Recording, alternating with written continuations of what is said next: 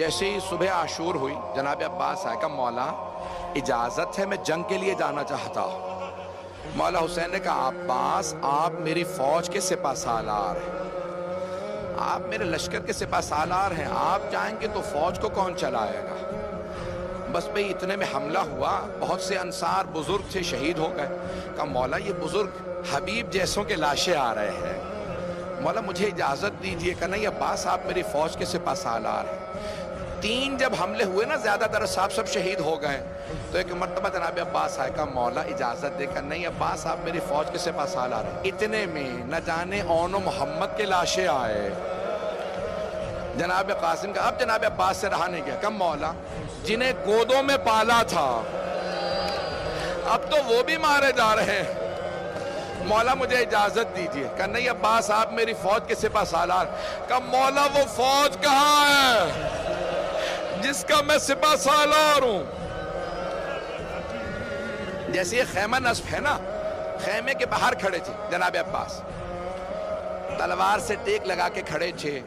اچانک خیمے کے اندر سے آواز آئی، وہ والا خیمہ تھا جہاں مشکیزیں پانی کے بھر بھر کے رکھے جاتے تھے۔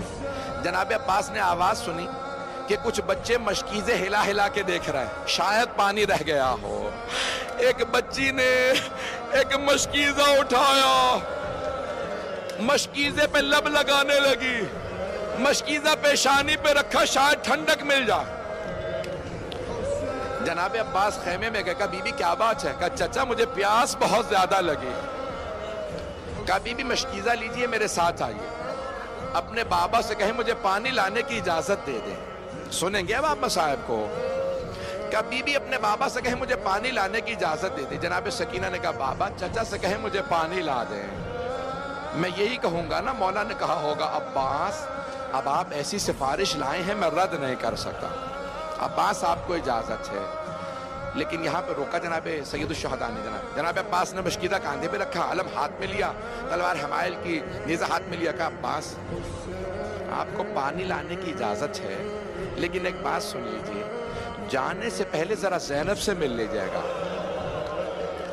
جناب عباس اس خیمے میں آئے جہاں جناب زینب جی، اندر نہیں گئے، باہر سے کھڑے ہو کے کہا بی بی الوداع، بی بی میں جنگ کے لیے جا رہا ہوں، پانی لینے جا رہا ہوں، جنگ کی تو اجازت نہیں ملی، پانی لینے جا رہا ہوں۔ جناب زینب نے کہا عباس جانے سے پہلے ذرا کچھ دیر کے لیے خیمے میں تشریف لائیے۔ جناب عباس آئے، جب آئے نا خیمے میں سر جھکا کے کھڑے ہو گئے، آنکھیں بند ہیں۔ جناب عباس بہت قد آور تھے، جناب زینب نے دونوں باہیں جناب عباس کے گلے میں ڈالی، گلے میں باہیں ڈال کے ایک جملہ کہا عباس ذرا میری طرف دیکھنا۔ جناب عباس کے آنسو بہنے لگے، بہت غیور تھے۔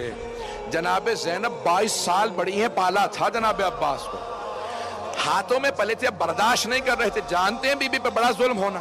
کہا عباس جب میں پہلی مرتبہ کوفے آئی تھی نا، بابا نے مجھ سے کہا تھا زینب آج آپ شہزادی بن کے آئیں، کل آپ کو قیدی بنا کے لایا جائے گا۔ عباس میں سوچا کرتی تھی کس میں جرت ہوگی مجھے قیدی بنائے، میرا عباس جیسا بھائی ہے۔ لیکن عباس ابھی جب آپ نے کہا نا بی بی الوداع، مجھے یقین ہو گیا وہ وقت بڑا قریب ہے جب مجھے قیدی بنایا جائے گا۔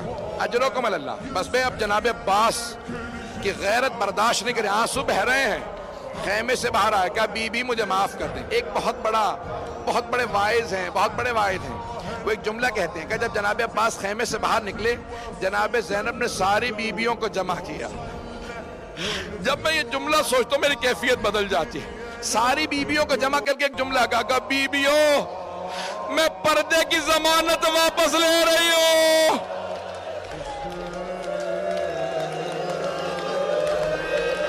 میرا عباس چلا گیا، اب پردوں کی کوئی ضمانت نہیں۔